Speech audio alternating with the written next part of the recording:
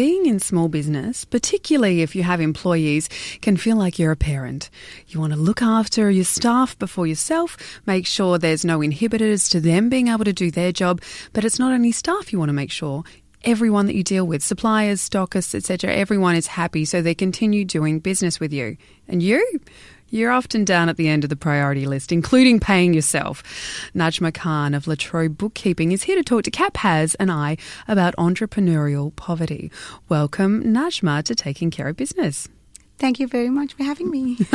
Welcome, Kat. Hi, how are you? G'day. So I love this phrase, entrepreneurial poverty, and it's wonderful because it describes this phenomenon and it says a lot. How common is it for entrepreneurs to be paying themselves last? Very common. Everybody starts their businesses, firstly, and forgets to pay themselves. So the system that I use is called the Profit First system. And it is a cash flow management system for small businesses, business owners and entrepreneurs.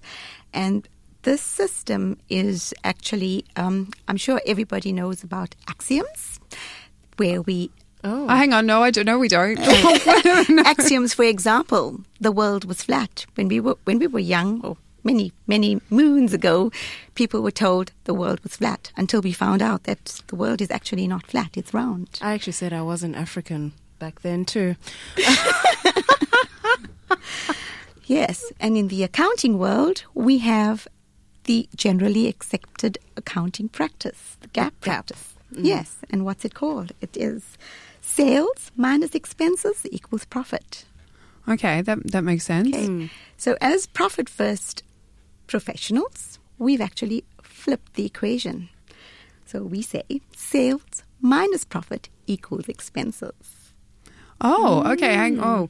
Sales minus profit equals expenses. Oh, okay. I think that's how people or entrepreneurs tend to think. Yeah. Exactly. It's like real world algebra. Yes. yes. So originally, when we think about it, when we say sales minus expenses equals profit, profit is always left. It's a leftover. Yeah. It's considered as a leftover.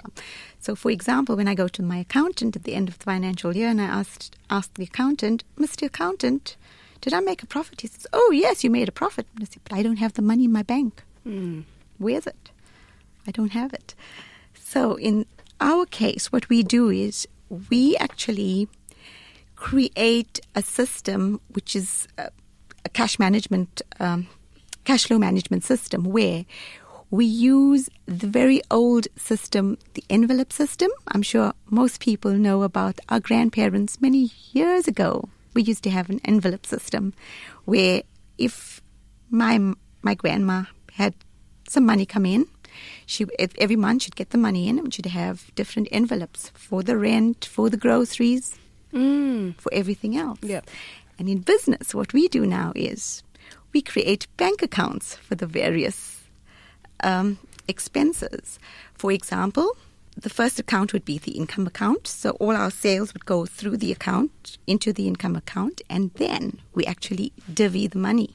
So we take our profit first. Our profit is then taken first, put into a separate account. The second account we open is the owner's pay account. So from the income account, we take out the money and we put it into the owner's pay account. And we also have a taxes account. Oh, yes.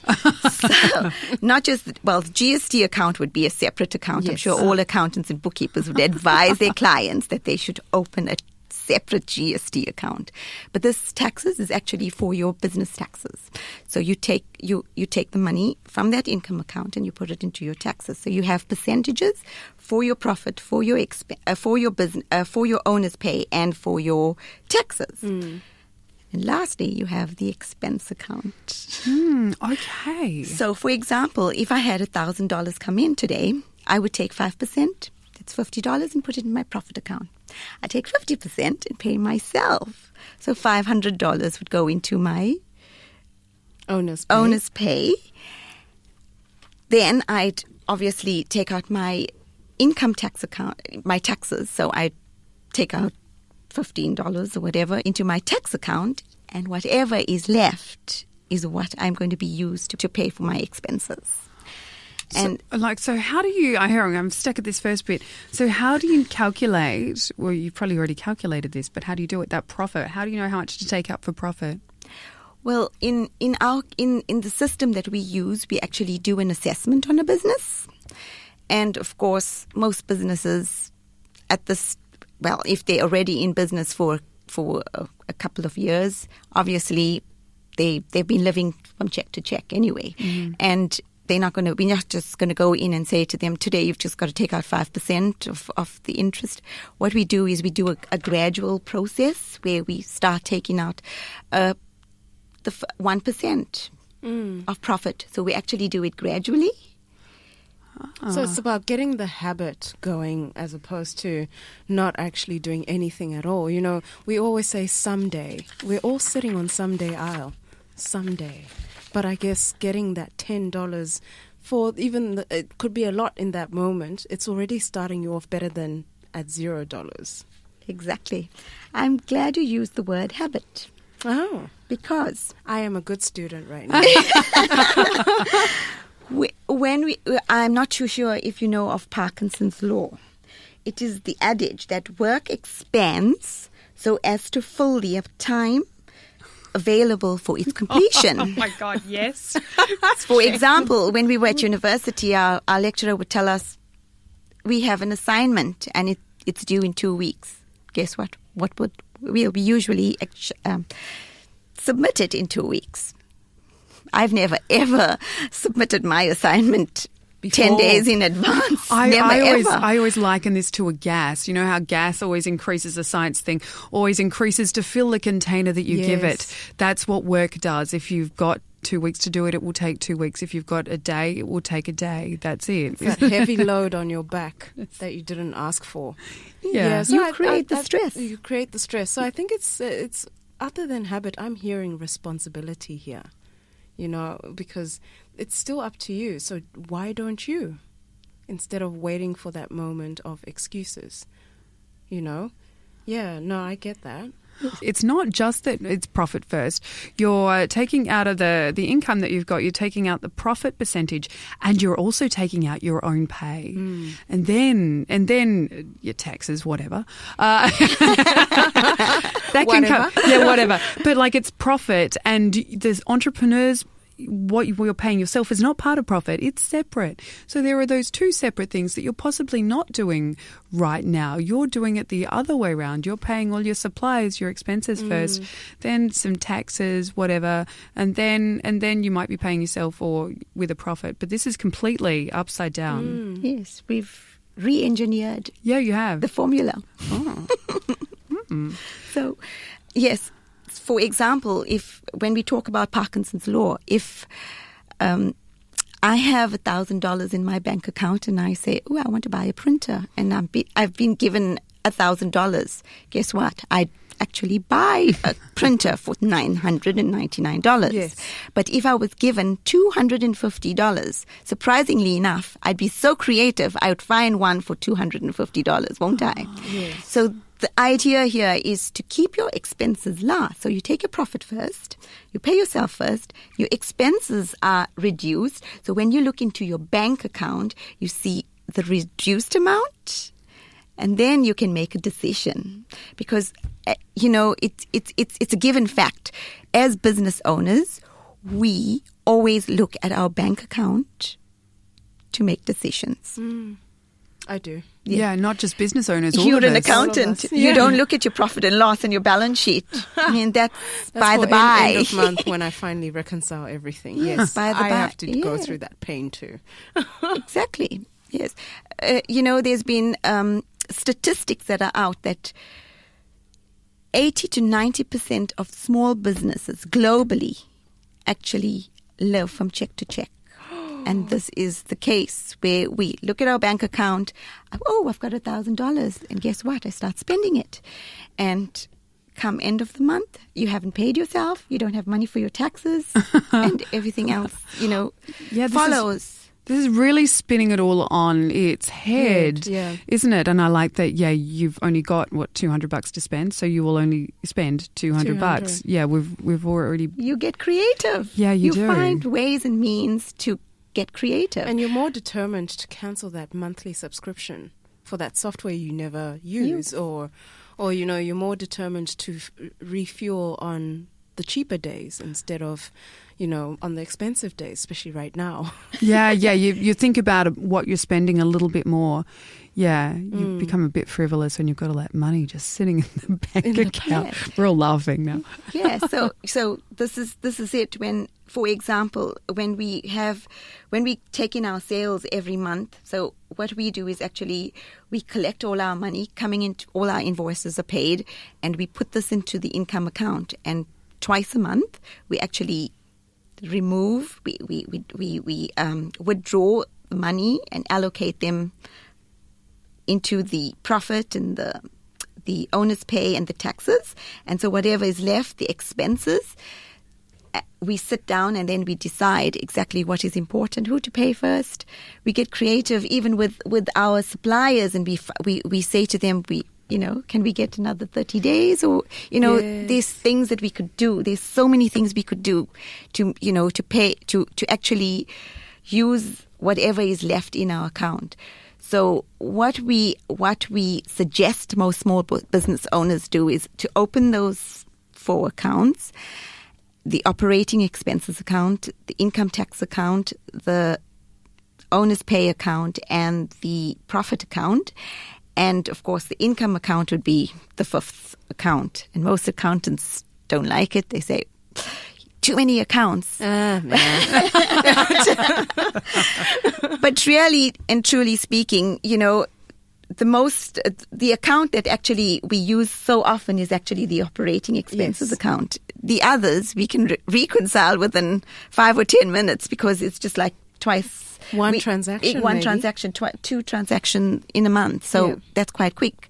So I find that it's so simple. I believe that if everybody from today can take at least 1% out of the income they receive today, just if it's $1,000 coming in today, take 1%. That's $10, and live off the $990 and see how you can do it.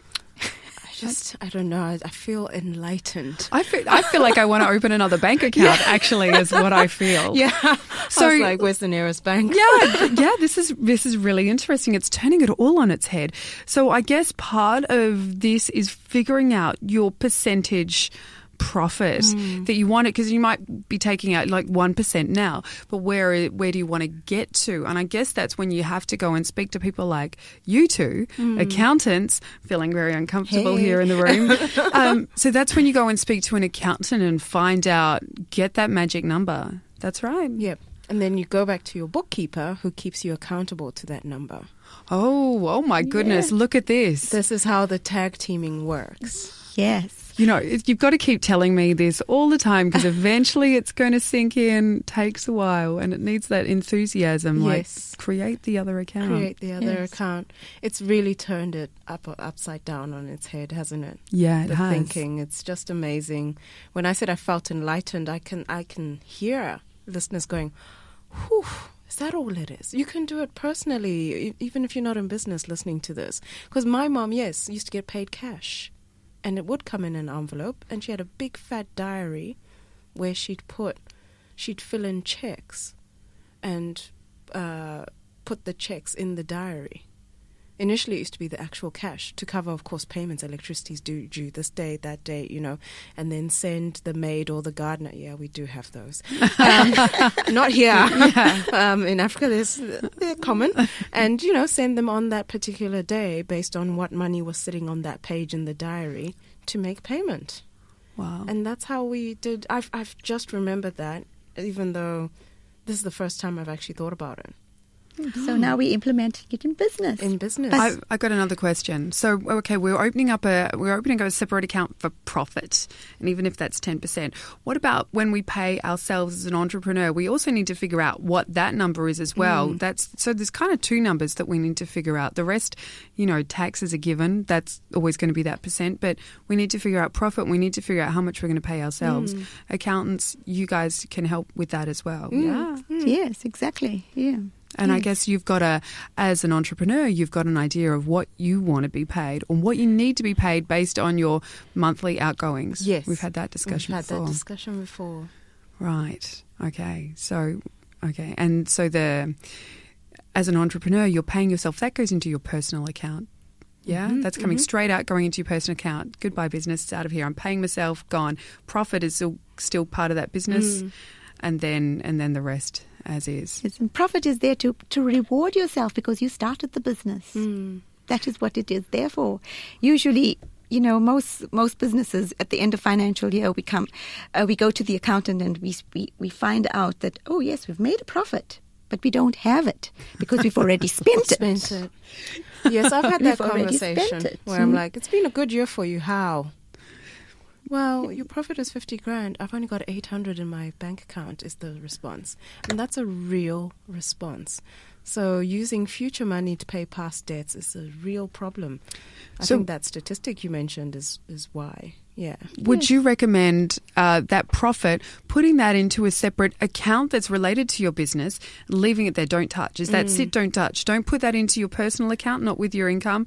Put that into a separate account. Look, don't touch. Yes, we've also got to remove temptation. Yes, oh my goodness. Because we would find that clients that I've worked with, they get tempted and they want to take that money back and put it into the business.